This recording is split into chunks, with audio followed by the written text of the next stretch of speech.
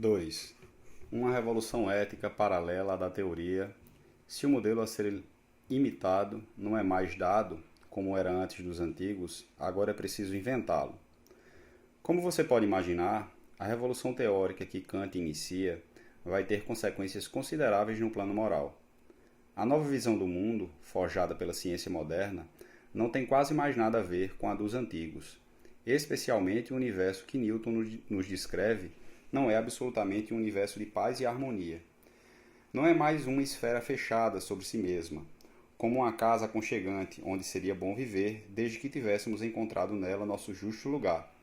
Mas é um mundo de forças e de choques, onde os seres não podem mais se situar verdadeiramente, pelo simples e bom motivo de que desde então ele é infinito, sem limites no espaço e no tempo. Por conseguinte, você entende que ele não pode mais, em coisa alguma, servir de modelo para que se pense a moral. Todas as questões filosóficas devem, pois, ser retomadas de alto a baixo. Indo diretamente ao ponto, pode-se dizer que o pensamento moderno vai colocar o homem no lugar e na posição do cosmo e da divindade. É sobre a ideia de humanidade que os filósofos vão empreender a reconstrução da teoria, da moral e até mesmo das doutrinas da salvação. Ao evocar o pensamento de Kant, acabei de lhe dar uma síntese do que isso significa no plano do conhecimento. A partir daí, cabe ao homem, pelo esforço do seu pensamento, introduzir sentido e coerência num mundo que parece a priori não possuir nenhum, contrariamente ao cosmo dos antigos. Se você quer ter uma ideia do que essa fundamentação dos valores do homem significa no plano moral, basta pensar na famosa Declaração dos Direitos do Homem, de 1789, que sem dúvida alguma é a imagem exterior mais visível e mais conhecida dessa revolução sem precedente na história das ideias. Ela instala o homem no centro do mundo, enquanto para os gregos era o próprio mundo que era, de longe, essencial. Ela faz dele não apenas um único ser sobre a terra verdadeiramente digno de respeito, mas também propõe a igualdade de todos os seres humanos, sejam eles ricos ou pobres, homens ou mulheres, brancos ou negros.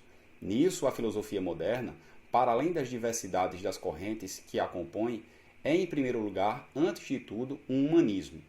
A bem dizer, essa mutação estabelece uma questão essencial. Admitindo-se que os princípios antigos, cósmicos e religiosos estejam ultrapassados, supondo-se que se compreenda porque eles se eclipsaram, o que pode haver de tão extraordinário no ser humano que permita que se fundamentem nele uma teoria, uma moral e uma doutrina da salvação comparáveis às que permitiam conceber o cosmos e a divindade? É para responder a essa interrogação que a filosofia moderna passou a fazer, no centro de suas reflexões, uma pergunta aparentemente bem estranha. A da diferença entre o homem e o animal. Você talvez pense que se trata de um assunto menor, até mesmo marginal. Na verdade, ele está no centro do humanismo nascente, e por uma razão superior e muito profunda. Se os filósofos dos séculos XVII e XVIII se apaixonam pela definição do animal, por saber o que distingue essencialmente a humanidade da animalidade, não é por acaso, nem por motivos superficiais, mas porque é sempre comparando um ser ao que lhe está mais próximo que melhor se pode delimitar sua, entre aspas, diferença específica, o que propriamente o caracteriza. Ora, retomando a fórmula de um grande historiador do século XIX, Michelet, os animais seriam como os nossos irmãos inferiores, entre aspas. Eles são, na ordem do vivente, os seres mais próximos de nós, e você compreende que a partir do momento em que a ideia do cosmos desmorona, a partir do momento em que a religião vacila e que propõe estabelecer o ser humano no centro do mundo e da reflexão filosófica, a questão do próprio homem se torna intelectualmente crucial.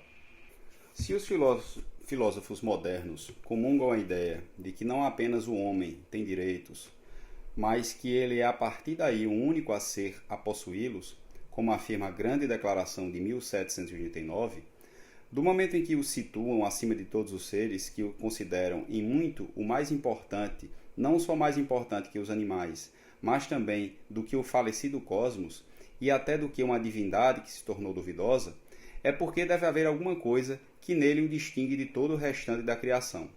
Ora, é justamente essa diferença, essa especificidade radical, que deve ser trazida à luz, caso se queira extrair em seguida os princípios do restabelecimento da teoria, da moral e das doutrinas da salvação. É, pois, partindo do debate sobre o animal e, por consequência, sobre a humanidade do homem, que se pode entrar o mais diretamente possível no espaço da filosofia moderna. Ora, a respeito desse tema, é sem dúvida Rousseau, no século XVIII, ao retomar as discussões abertas especialmente por Descartes e seus discípulos, que vai apresentar a contribuição mais decisiva. Por isso, sugiro começar por ele, e você vai ver que, segundo o fio condutor da animalidade, vamos chegar aos fundamentos das novas apostas da filosofia moderna. A diferença entre animalidade e humanidade, segundo Rousseau. O nascimento da ética humanista. Se eu tivesse de conservar um texto da filosofia moderna, um texto a ser levado para uma ilha deserta, como se diz, seria ele, sem dúvida, que escolheria. Trata-se de uma passagem do discurso sobre a origem da desigualdade entre homens que Rousseau publicou em 1755. Discurso sobre a origem da desigualdade entre homens. Vou citá-lo daqui a pouco, para que você possa lê-lo e meditar sobre ele sozinho.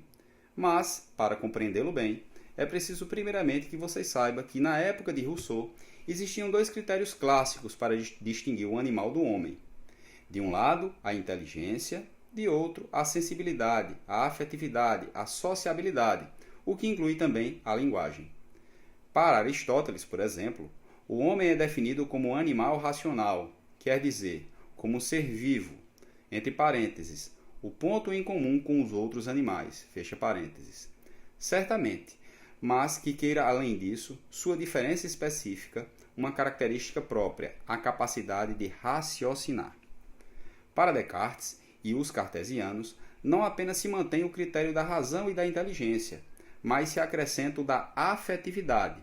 Para Descartes, de fato, os animais são comparáveis a máquinas, a autômatos, e é raro acreditar que tenham sentimentos, o que explica, aliás, que não falam por falta de emoções, e exprimir conquanto disponham de órgãos que lhes permitam fazê-lo. Rousseau vai além dessas distinções clássicas ao propor outra, até então inédita sob essa forma, entre parênteses, embora se encontrem vez por outra, por exemplo, em Pico della Mirandola, no século XV, algumas antecipações, fecha parênteses. Ora, é essa nova definição do humano que vai se revelar verdadeiramente genial no sentido em que vai possibilitar identificar o que no homem permite fundar uma nova moral, uma ética não mais cósmica ou religiosa, mas humanista, e até, por mais estranho que possa parecer, um pensamento inédito da salvação, a cósmica e não ateia. Para Rousseau, antes de tudo, é evidente que o animal, mesmo que se pareça com uma máquina engenhosa, como diz Descartes, possui mesmo assim uma inteligência, uma sensibilidade, até mesmo uma faculdade de comunicar. Não são, portanto, a razão, a afetividade, nem mesmo a linguagem que distinguem, em última instância, os seres humanos, mesmo que, à primeira vista, esses diversos elementos possam parecer discriminatórios. De fato, quem tem um cão sabe perfeitamente que o cão é mais sociável e até muito mais inteligente do que alguns seres humanos. Nesses dois aspectos, só diferimos dos animais pelo grau do mais ou menos, mas não de modo radical, qualitativo.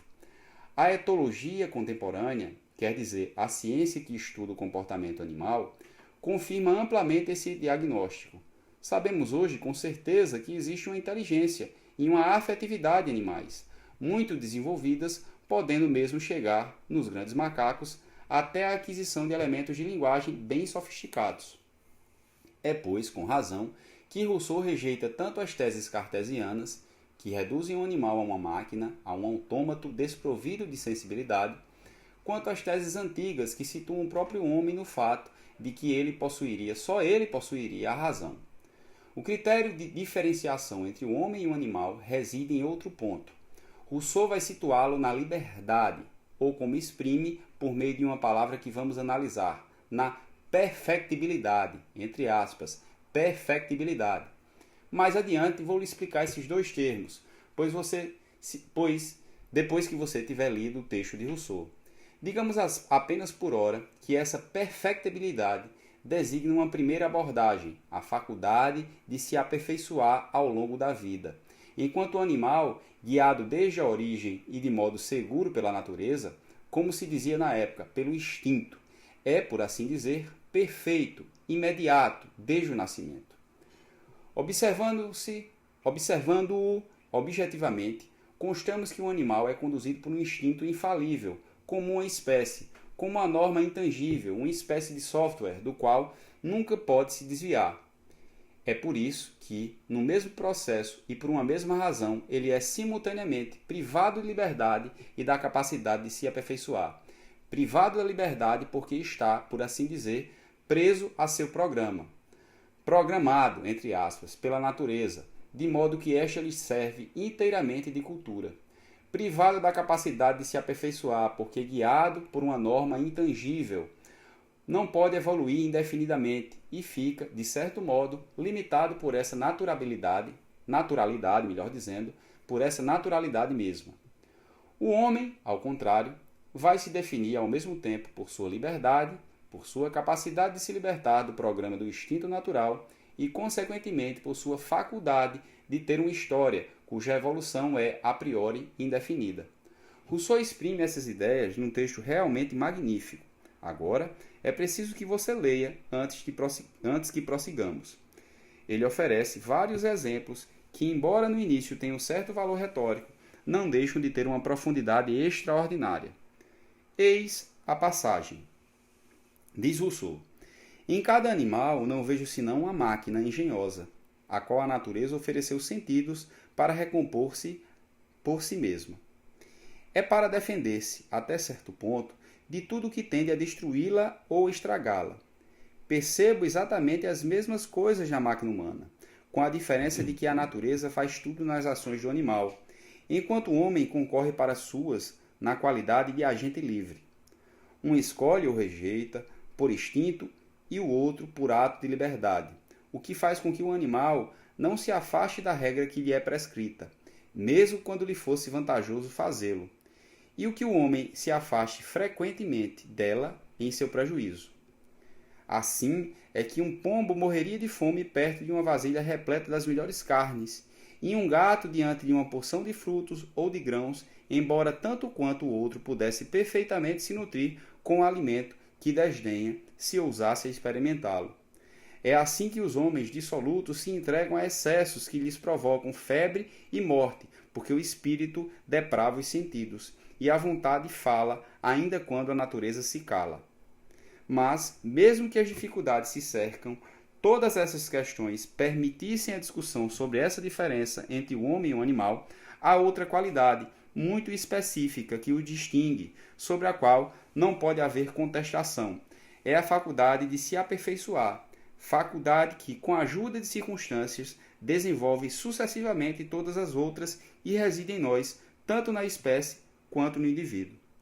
Enquanto o animal é, ao fim de alguns meses, o que será durante toda a vida, e sua espécie, ao fim de 1000 anos, o que era no primeiro desses 1000 anos, porque o homem está sujeito a se tornar imbecil. Não é absolutamente porque retorna assim a seu estado primitivo, e o animal, que nada adquiriu e nada tem a perder, permanece sempre com seu instinto, e o homem perdendo, com a velhice e outros acidentes, tudo que sua perfectibilidade lhe havia feito adquirir, torna a cair mais baixo que o próprio animal. Finda a citação do texto de Rousseau. Em poucas palavras, em poucas frases, merecem reflexão. Essas poucas frases merecem reflexão. Comecemos examinando o exemplo do gato e do pombo. O que Rousseau quer dizer exatamente? Antes de tudo, que a natureza constitui para esses animais códigos intangíveis, espécies de software, como eu lhe dizia há pouco, dos quais são incapazes de fugir. É essa marca da liberdade deles. Tudo acontece se o pombo estivesse preso, cativo de seu programa de granívoro, e o gato de carnívoro. O que para eles não houvesse praticamente nenhuma variação possível. Sem dúvida, um pombo pode absorver alguns pequenos bocados de carne, ou o gato pode mordiscar como se vê às vezes nos jardins algumas hastas de relva, mas no geral, seus programas naturais não lhes deixam praticamente nenhuma margem de manobra. Ora, a situação do ser humano é inversa, e é por isso que ele pode se dizer livre e, consequentemente, perfectível, já que, diferente do animal, limitado por natureza, quase eterna, ele vai poder evoluir. Ele é mesmo tão pouco programado pela natureza que pode se afastar de todas as regras que ela prescreve aos animais. Por exemplo, ele pode cometer excessos, beber ou fumar até morrer, o que os animais não podem fazer. Ou, como diz ainda Rousseau, por meio de uma fórmula que anuncia toda a política moderna no homem, a vontade fala ainda quando a natureza se cala. Repetindo, a vontade fala ainda quando a natureza se cala.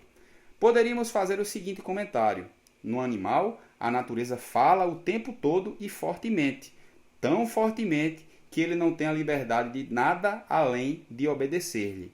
No homem, ao contrário, domina certa indeterminação. A natureza está presente de fato, e muito, como nos ensinam todos os biólogos.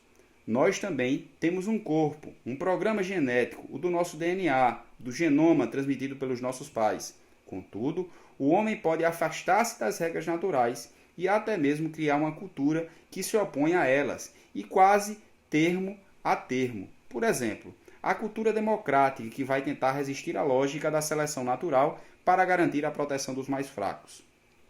Outro exemplo do caráter antinatural da liberdade humana, do afastamento ou do excesso, quer dizer da transcendência da vontade em relação aos programas naturais. É muito mais marcante, infelizmente, é um exemplo paradoxal que não defende efetivamente a humanidade do homem, já que se trata do fenômeno do mal naquilo que ele tem de mais assustador. Você precisa refletir, por exemplo, sobre isso para formar uma opinião, mas como você vai ver, ele confirma fortemente a argumentação de Rousseau em prol do caráter antinatural, e por isso mesmo não animal da vontade humana. Com efeito, parece que só o ser humano é capaz de se mostrar realmente diabólico. Já posso ouvir a objeção que logo vem à mente: os animais não são, afinal de contas, tão agressivos e cruéis quanto os homens? À primeira vista, sem dúvida, poderíamos dar uma infinitude de exemplos que os defensores da causa animal frequentemente omitem. Eu, que em minha casa, quando era criança, no campo, tive alguns 20 gatos, vi-os despedaçar em suas presas com uma crueldade aparentemente inqualificável, comer camundongos vivos, brincar durante horas com pássaros dos quais tinham quebrado as asas ou furado os olhos. Mas o mal radical a respeito do qual se pode pensar, na perspectiva de Rousseau, que os animais desconhecem e que é um feito apenas dos humanos, está em outra coisa. Ele reside no fato não mais simplesmente de fazer maldade, mas de fazer o uso do mal como projeto, o que não tem nada a ver. O gato maltrata o camundongo, mas tanto quanto se possa afirmar, não é o motivo de sua tendência natural para caçar. Ao contrário, tudo indica que o ser humano é capaz de se organizar conscientemente para fazer tanto mal quanto possível ao seu próximo. É, aliás, o que a teologia tradicional denomina de maldade, como próprio do demoníaco entre nós. Ora, esse demoníaco, lamentavelmente, parece ser específico do homem. A prova é o fato que não existe nada no mundo animal, no universo natural, portanto, que se aparente à tortura. Como lembra um dos nossos melhores historiadores da filosofia, Alex Filonenko, no início de seu livro L'Archipel de la Conscience Européenne, o arquipélago da consciência europeia, pode-se até hoje visitar em Gran, na Bélgica, um museu que faz pensar, o Museu da Tortura, exatamente.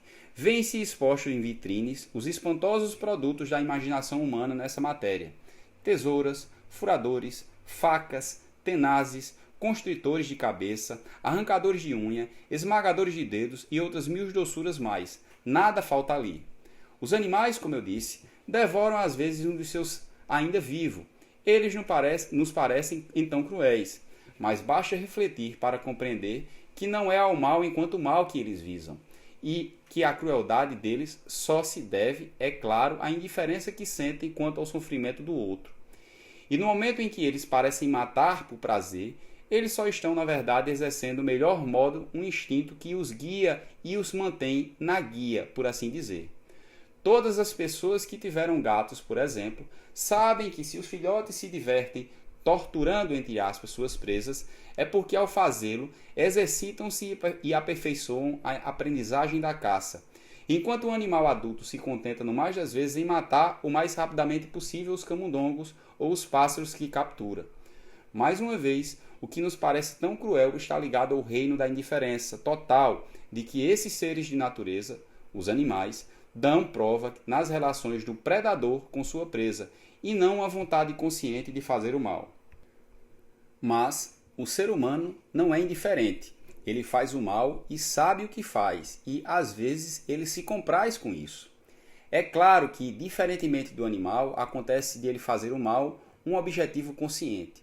Ora, tudo parece indicar que essa tortura gratuita está em excesso em relação a toda a lógica natural. Poderão objetar que o sadismo é, afinal, um prazer, como qualquer outro, e que, como tal, se inscreve em algum ponto na natureza do ser humano. Mas isso não é uma explicação, é um sofisma, uma tautologia digna dos sábios, que Molière que explicam os efeitos de um soporífero pela virtude dormitiva que há nele. Acredita-se dar conta do sadismo, invocando-se o gozo obtido com o sofrimento de outrem, quer dizer, invocando-se o próprio sadismo. A verdadeira questão é a seguinte: por que tanto prazer gratuito em transgredir o interdito? Por que esse excesso no mal? Por que ele seja inútil? Poderíamos dar exemplos infinitamente. O que o homem tortura seus semelhantes sem nenhum objetivo além da própria tortura? Por que milicianos sérvios obrigam, como se lê nos relatórios de crimes de guerra cometidos nos Balcãs, um infeliz avô croata a comer o fígado de seu neto ainda vivo? Por que os Hutus cortam os membros dos recém-nascidos Tutsis para se divertirem, apenas para nivelarem suas caixas de cerveja? Por que exatamente a maioria dos cozinheiros trincha com tanto prazer as rãs vivas, fatia uma enguia começando pela cauda, quando seria mais simples e mais lógico matá-las imediatamente? O fato é que se joga facilmente a culpa sobre o animal quando a matéria humana falha. Mas não. Como já observam os críticos da teoria cartesiana dos animais-máquinas sobre os autômatos que não sofriam, já se viu por acaso um homem ter prazer em torturar um relógio de pulso ou de pêndulo? Temo que para isso não haja resposta natural convincente. A escolha do mal, o demoníaco, parece pertencer a uma ordem ou outra que não a da natureza. De nada serve e na maioria das vezes é contraprodutivo.